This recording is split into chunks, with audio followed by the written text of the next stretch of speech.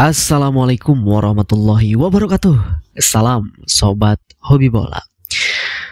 Hari ini adalah H-1 atau lebih tepatnya kurang dari 24 jam lagi, karena saat ini saya merekam video ini pada pukul 21.30 pada hari Rabu tanggal 19 Maret 2025, dan tentu ya memang kurang dari 24 jam lagi kita akan menyaksikan bagaimana timnas kita akan berjuang di matchday ke-7 menghadapi tuan rumah Australia dalam lanjutan kualifikasi Piala Dunia 2026 zona Asia. Tentu hari ini, hari Rabu itu adalah persiapan terakhir menjelang pertandingan yang sangat krusial besok.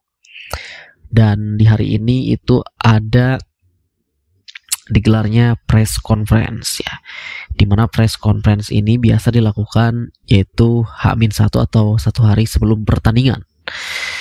Dari kubu Australia sendiri, press conference itu mereka lebih dulu karena tuan rumah, dimana pelatih dari Tony Popovic itu didampingi oleh salah satu pemain andalan timnas Australia yaitu Aziz Behik ya. Dan di press conference itu Tony Popovic mengatakan bahwa dia mendoakan yang terbaik untuk Patrick Kluivert tetapi tidak untuk hari besok, katanya gitu. Jadi mungkin ini sedikit lebih ke sayur kali ya, seperti itu gitu. Dan setelah dari kebutuhan rumah menggelar press conference, lalu mereka melakukan pitch testing sekaligus official training di stadion Sydney Stadium yang akan menjadi venue pertandingan besok. Nah, lalu setelah itu disusul oleh press conference-nya timnas Indonesia, di mana sang pelatih Patrick Kluivert didampingi oleh Il Capitano Bang Jay atau Jay Inces ya. Di mana di press conference tersebut Jay Inces benar-benar menjawab beberapa pertanyaan dari jurnalis atau wartawan, dan benar-benar sangat bijak sekali tentunya dari seorang Il Capitano Jay Inces ini. Bukan hanya di lapangan tetapi di luar lapangan pun dia benar-benar sangat, jiwa pemimpinnya terlihat gitu, sangat-sangat berkarisma ya. Setelah itu, setelah press conference, akhirnya timnas Indonesia melakukan uji coba lapangan sekaligus official training terakhir ya menjelang pertandingan besok. Nah, tentu mudah-mudahan Patrick Kluivert bersama staf jajaran pelatihnya benar-benar bisa memaksimalkan di official training terakhir ini, tentu lebih ke taktik dan juga strategi ya.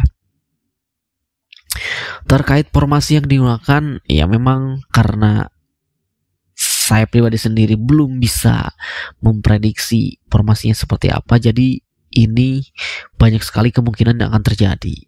Kita tahu Patrick Kluivert ini ketika diperkenalkan menjadi atau ditunjuk oleh PSSI untuk menjadi pelatih timnas Indonesia, dia mengatakan bahwa dia menyukai sepak bola menyerang dengan formasi 4-3-3 yang benar-benar Belanda banget gitu. Tetapi tidak menutup kemungkinan juga, karena kan di situ ada Alex Pastoor sebagai asisten pelatih. Dia pernah juga sering melakukan bersama klubnya dulu dengan formasi 3 back. Jadi ini masih banyak sekali kemungkinan yang akan terjadi. Begitupun dengan para pemain yang akan diturunkan di starting line up, baik itu daftar susunan pemain di starting line up maupun di pemain cadangan ya, karena nanti ada beberapa pemain yang tidak masuk ke dalam DSP ya, karena maksimal yang masuk ke dalam DSP itu ada 23 pemain seperti itu. Jadi untuk formasi dan juga line up memang masih banyak kemungkinan terjadi gitu, entah itu di lini depan, tengah dan juga belakang ya. Lalu memang kita tahu saat ini menjelang pertandingan besok, ketika saya melihat di media sosial itu benar-benar vibes-nya dan benar-benar apa ya, para netizen itu benar-benar sudah tidak sabar ingin menunggu pertandingan besok, dan hampir semua netizen berkomentar di akun-akun sepak bola yang membahas tentang persiapan atau perjuangan timnas Indonesia besok. Tentu mereka benar pada yakin ya. Ya termasuk saya juga optimis, tetapi pesan yang harus kita ambil dari pertandingan besok ini adalah kita harus belajar dari pengalaman tentu ketika melawan Cina. Karena ketika sebelum melawan Cina, banyak sekali dari netizen kita yang menggembar-gemborkan bahwa ya harusnya ini pasti yakin nih bisa nih gitu. Kita secara kualitas kita di atas Cina, dan walaupun bermain di kandang Cina saat itu kita yakin bisa mengalahkan Cina. Tetapi pada faktanya ternyata kita kalah. Nah, begitu pun juga dengan pertandingan besok ketika melawan Australia.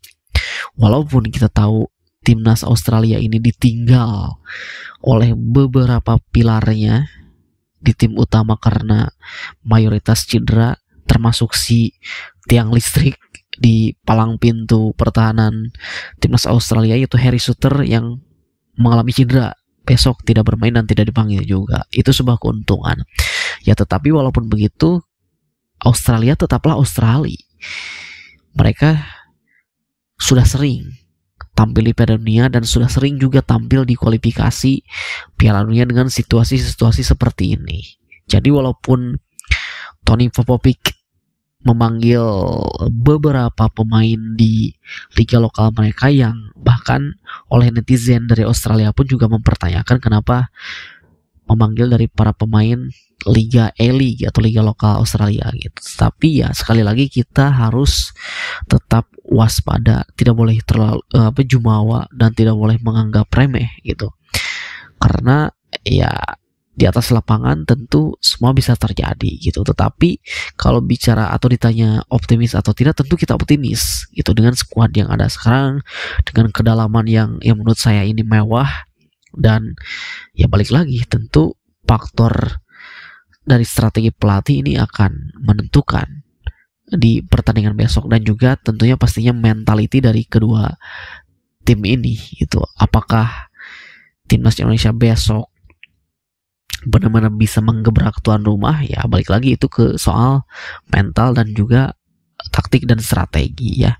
Mudah-mudahan para pemain besok benar-benar bermain lepas, bermain enjoy tanpa ada beban, dan itu bisa ya setidaknya memberikan perlawanan lah kepada tuan rumah Australia itu. Walaupun juga ada yang bilang bahwa ini kita besok sepertinya akan bermain ball possession, atau juga ada yang bilang sepertinya kita akan dengan menggunakan strategi ataupun taktik seperti pelatih sebelumnya di era Sintayong, dengan nahan dulu baru nanti melakukan counter. Dan bahkan juga ada yang memprediksi bahwa justru besok dari kubu tuan rumah Australia yang sepertinya digadang-gadang bakal mereka akan lebih menunggu dan menggunakan taktik counter attack gitu, seperti itu. Jadi sekali lagi kita dukung, kita support perjuangan timnas Indonesia, kita selalu optimis dan kita doakan, tetapi kita juga jangan jumawa dengan meremehkan tim tuan rumah ya. Itu saja dari saya, terima kasih, sampai jumpa lagi di video selanjutnya.